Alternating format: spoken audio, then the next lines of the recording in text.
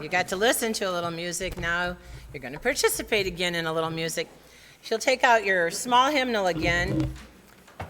Number 2179 is just a short two-line Taze song, which is yet another faith tradition that people worship and prayer and meditate by singing little short chant-like songs.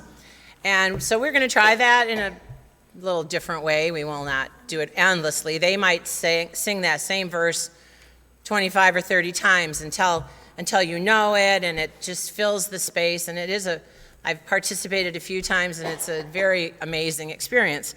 But there's this song, Live in Charity, that speaks to also the message that Tom's going to give. So we're going to sing it through twice. Margie's going to play it once so we hear the tune. It's very simple. It's at the bottom of the page and the top, and then we'll sing it 2 times. And then later we're going to sing it a couple other times. So don't put your book away.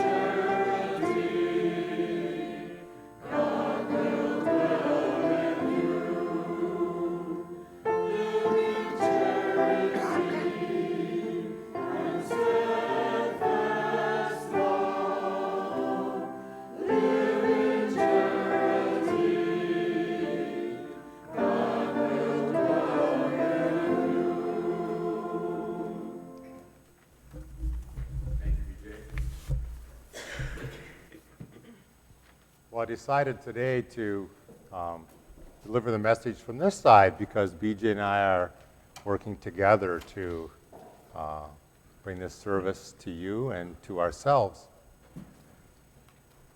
Pastor Kathleen asked if we would be willing to do this, and if you read the verse that BJ read from Romans, how can you say no to a request like that when you spend most of your life standing in front of people, usually a gymnasium of 500 students, and speaking. So, although I don't necessarily always have exactly a perfect message or memorized, being able to stand here is something that I actually enjoy and don't mind doing at all.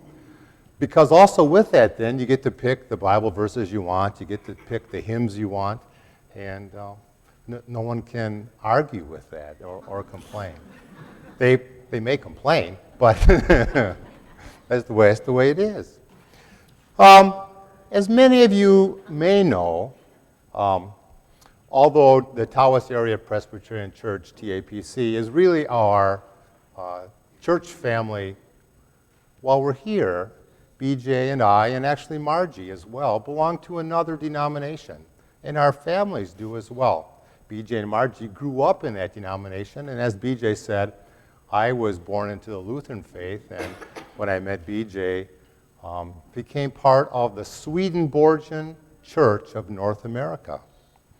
And as BJ also said, we just got back from a week at our annual convention, the 195th annual convention of the Swedenborgian Church of North America. In which we had ordination and church services every day. It was in Valparaiso, Indiana, which is a Lutheran college. And so we got to participate with the Lutherans and their music program that they had going on there this summer. And being this huge, huge church that has glass windows and a pipe organ that would probably make this place vibrate. And enjoy the service that they had there, as well as our own denomination service. So it was a wonderful time for us to be there. Our daughter Amy was with us, and our granddaughter Ivy this year. Last year's convention in San Jose was a bigger one, and our whole family got in the airplane and flew to San Jose for this convention. So it's a pretty big thing for us. Also this week coming up, we have our annual church camp, which we are also very involved with. BJ and Margie and the girls are leaders there. BJ was the treasurer of the church camp for over 40 years. I, on the other hand, am the camp's plumber. We have about 30 toilets in the camp. And so, again, something that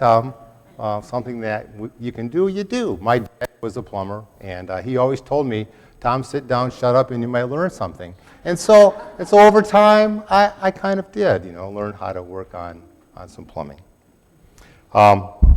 What Pastor Kathleen asked us to do today was to share the view of service from the Swedenborgian church perspective. So she asked us to bring this message. What do Swedenborgians think about service and works? So let me just share. The very first thing, though, I'd like to do is just to kind of give you just a little story about what is the Swedenborgian church. I'm going to read it so I don't mess it up. But just so you know, Emanuel Swedenborg, his father was a bishop in the Lutheran church, and he in fact was a Lutheran person who had some insight, he believed, into this world and the next world. And so Swedenborgians used the writings of Emanuel Swedenborg, an 18th century scientist and spiritual philosopher, to guide us in our life. We believe that all religions have value, that the Bible does have an inner meaning in it, and that while living a life of usefulness through the love of the Lord, we're growing into angelhood, that we all become angels upon our passing to the spiritual world. We believe there is life after this life, and that our ruling loves, the things that make us do what we do in our actions here on earth, determine the quality of our life in the afterlife. As a matter of fact, we believe sometimes that when you pass away, you don't even know it. You still think you're here, and you are still who you are as you transition into the spiritual world. So, not trying to convert anyone to Swedenborgianism today, just was asked to please share some perspectives. One of Swedenborg's most famous quotes, and the pillar of our religious belief, is that all religion relates to life, and the life of religion is to do good. Being useful is an important part of our spiritual growth. If we have chosen to seek guidance from the Lord's teaching and work to become better people, then an essential part of that process is to be of use to other people.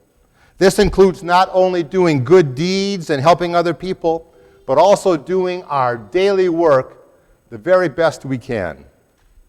Doing good deeds can mean charity, giving money, or material things. It can mean being of service, giving ourselves, our time, our labor, or it can be usefulness, which includes charity and service, but it goes beyond that to include the best we can, doing the best we can with love and concern in all of our activities. It is being and doing the best we know at whatever we do out of love, not obligation or personal gain.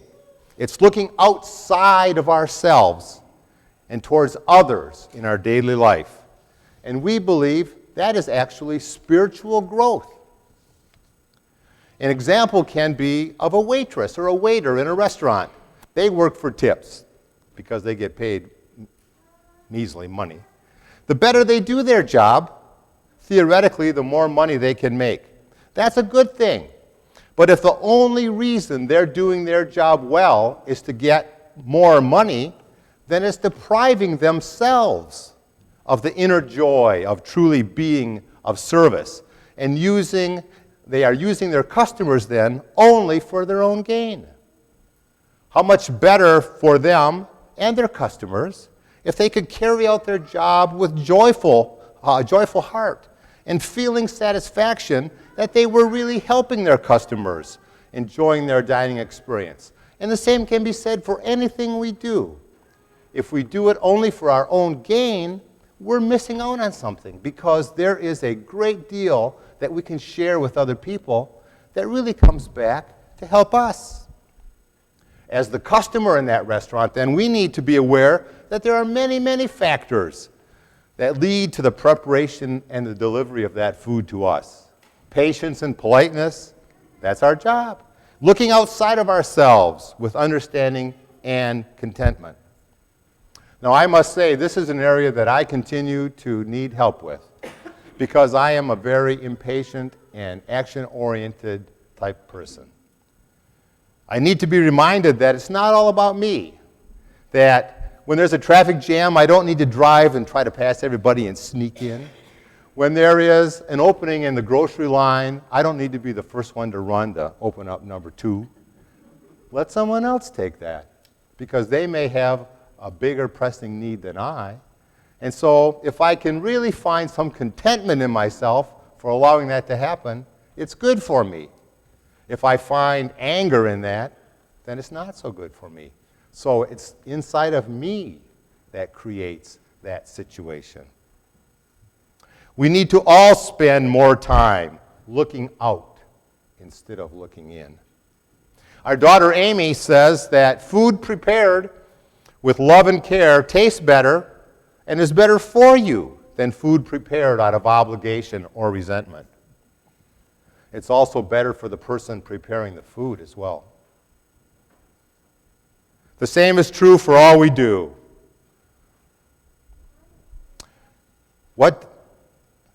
How are we making things better? How is what we do making things better around us? The doer is growing spiritually and performing their acts of service by sharing the love of the Lord, because all good does come from the Lord.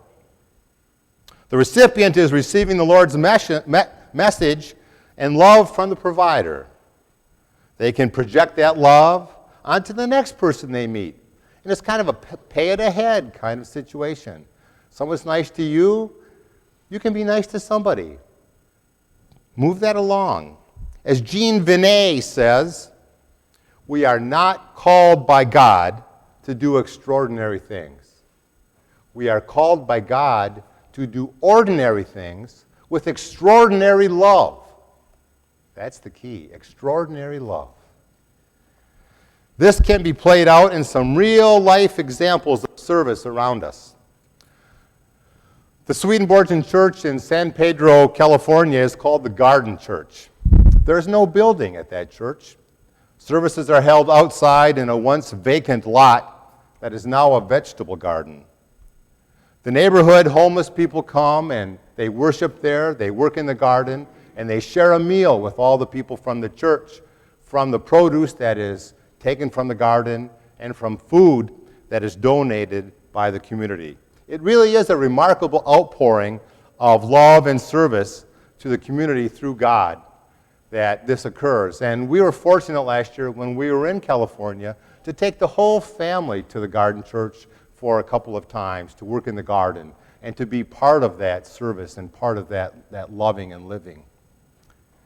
Here at TAPC, the Manna from Heaven project that has recently begun is an outpouring of love for our congregation members. There are many reasons why a prepared meal being delivered to your house can be of some value to you. And for the people who are preparing that meal, the anticipation of the food bringing joy or comfort to its recipient give those folks a very, very good spiritual boost as well, knowing that they are showing love and concern. In this church, we also carry on the Lord's Word through our prayer shawl ministry. It's a wonderful community of knitters enjoying each other and weaving love into their warm and beautiful shawls. When the shawls are blessed by the congregation and given to the person in need, they envelop that person in the care of Christ and this congregation. Another program that flows from heavenly love is H2O, Helping to Overcome. This church has been very supportive of Jill and her efforts to help middle school age students who are facing some challenges in their lives overcome those challenges. This is a ministry of unconditional love, and it's in support and conjunction with our local schools. What a wonderful thing. Well, I've come to the point now where I'm going to turn it back over to BJ, and she's going to lead us in singing again. Sing our song 2 more times. Maybe you just give us the last line, last page. Live in charity and steadfast love. Live in charity. God will dwell with you. Live in charity and steadfast love. Live in charity. God will dwell with you. Thanks, BJ. There are many, many more ministries in our area and in the world that are carrying through the love of God to those in need in our community. We have friends who do prison ministry, going into prisons and praying and worshiping with those who have been incarcerated. We actually know a minister who had a heart attack after delivering one of those services in his car in the prison parking lot and passed away. But I'm sure that his thoughts were still with delivering the message of the Lord as he passed into the spiritual world. It was a tragic story, but in some ways a compelling story of his service to the Lord. Churches throughout the U.S. participate in mission trips like Paul Chonich and Andy Mertz reported to us in foreign countries. We join many other churches around the country in Samaritan's Purse. Habitat for Humanity, a cause that Jimmy and Rosalind Carter are so devoted to, is strong throughout our country. New Hope Church, just up the road from us, has service projects all year long. One of their ministries is to feed those in need through Bountiful Harvest. They deliver over 400 Thanksgiving dinners to people each year. As a church congregation, they do random acts of kindness throughout town. They pay for people's gasoline by surprise, or in the grocery store, or help with layaways. Our neighbor Ginny reports that the best part of all this is how much fun they have when they get together and do these things. Their church motto at New Hope is to love God, love one another, and serve one another. Pretty hard to argue with that. In the Muslim faith, during Ramadan, over 1 billion Muslims around the world fast and focus their attention to giving charity known as zakah. Fasting from sunrise to sunset is representative to them of spiritual cleansing, an effort to become closer to God, and an attempt to gain a better understanding of human suffering. Much charitable is given by the Muslims during Ramadan, with donations primarily going to the poor and to the hungry. A Jewish tradition is to offer charity for those in need. They do this as a way to grow spiritually themselves by giving. By giving, we grow. Our reading from Romans says that we should serve based upon our strengths and our interest. Our church on earth is truly following this call. But leading up to this passage, in the couple of verses before, Paul says, we have many parts in one body, and all these parts have different functions. In each way, we are one body in union with Christ, and we are all joined to each other as different parts of the body. So as our body has a lot of parts for one purpose, all of us are parts for one purpose. As a matter of fact, one of Swedenborg's key descriptions of heaven is that heaven can be described as a grand human being, not because of shape, but because of function. Swedenborgians believe that all things in this natural world have a corresponding part in the spiritual world, the world that surrounds us. As Paul says, we have billions of cells all working together for the life of our body. Heaven, in its fullness, we believe, might be seen as societies of angels, those of us who have passed on, angels, working toward the joyful and loving light of God. You have to at least admit that vision is a beautiful vision. Everyone that you've ever known passed along in heaven being an angel, serving to be closer to the light of God. We as individuals contribute to the good of our families, of our church, and our communities. And then, in turn, our family, our church, our communities contribute to the betterment of a larger world. This can be seen as the grand design of who we are and what we can do if we are led internally by love to the neighbor rather than love of self. We see it as our path to regeneration or spiritual growth through the love and mercy of the Lord and our willingness to accept the belief that all good comes through us from the risen Lord. Imagine all the church activity going on at any given weekend. The devotion to God, the same God regardless of which faith family it is, the caring for the world's people and the natural resources. Imagine that energy. We need to put all this care and concern into action. We need to be part of the grand design through our own actions. God gives us the choice to choose how we use our love in this world. I really like the saying, if you seek the hand of God, look at the end of your wrist. We are the hand of God in our own lives. God dwells in us, and we in him. Use comes from action, not from intent. Let's be motivated to be the very best that we can at everything we do. It may be giving, or serving, or listening, or even aging.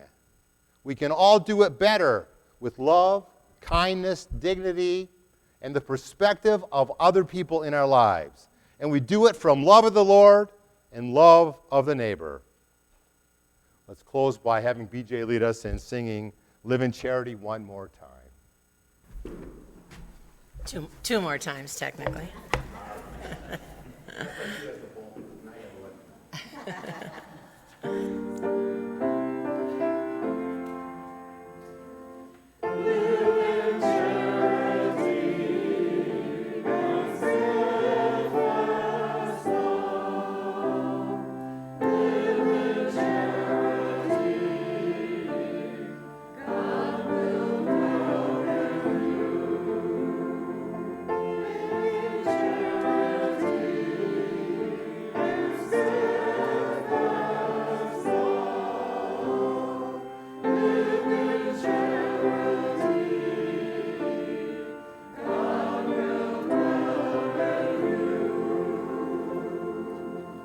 Amen.